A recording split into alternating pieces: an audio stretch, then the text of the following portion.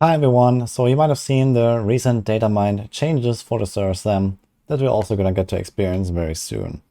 And there was a lot of talk about the insane Sorcerer nerfs, in particular Hydra, and I figured there might be a bit of a misconception about that skill here.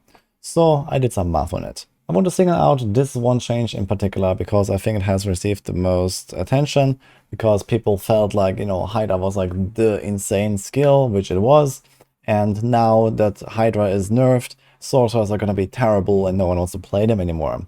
And I want to prove you wrong. So if you look at the changes for Hydra, they were actually pretty severely nerfed. So the duration went down from 12 to 10 seconds, and the damage per spit went from 30% weapon damage to 12%, so that's minus 60%. The duration overall probably doesn't matter all too much.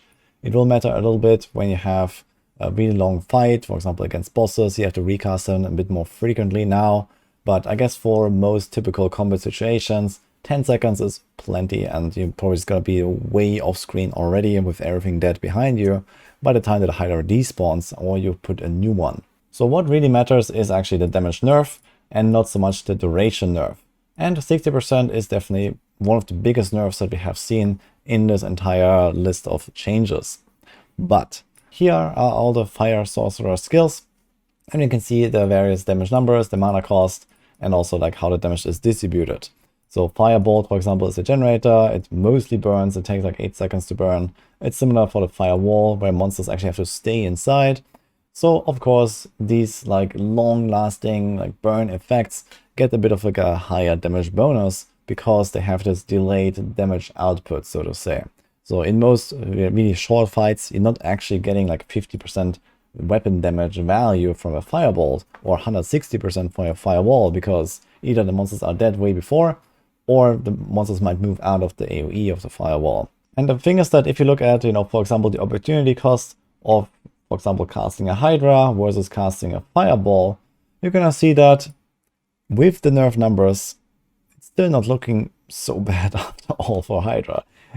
A single Hydra cast costs 20 mana and gives you a total weapon damage output of 457% over its lifetime. So it lasts 10 seconds, you have 4 heads most of the time at least shooting, and they also produce a little bit of burn if you take the burn upgrade. There are 2 different upgrades. So there is actually the crit one, which could actually be better if you have high enough crit chance on your character, but probably for low levels. Let's just go with this burn example. So here's a calculation. You have 12% weapon damage, 4 heads. You do roughly 8.5 hits average in those 10 seconds per head. And then you have the times 1.12 because you do 12% of the damage as burn.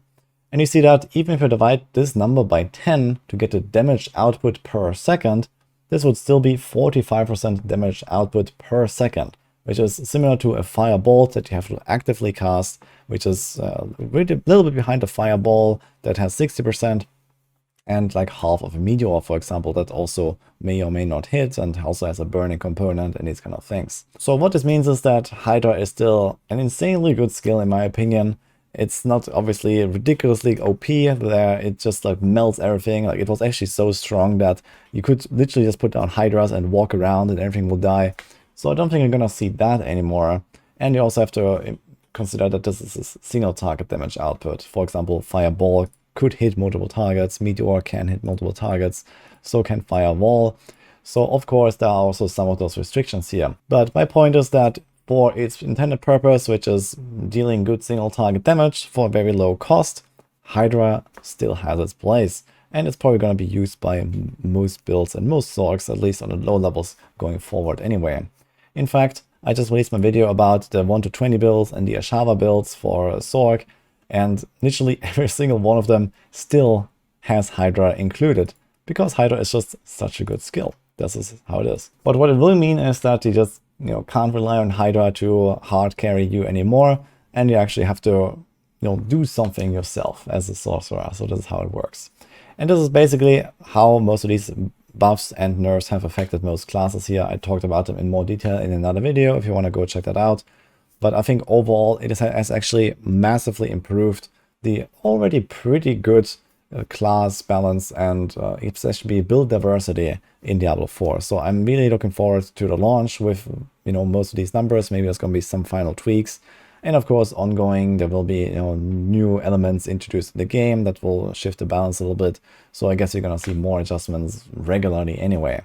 This is not, you know, the final destination of each of the classes or each of the skills. That's all I wanted to share for this video. I wish you good luck in the Server Slam. Hope you're having a good time. I'll be streaming basically most of the weekend, so feel free to hang out, and I'll see you guys next time.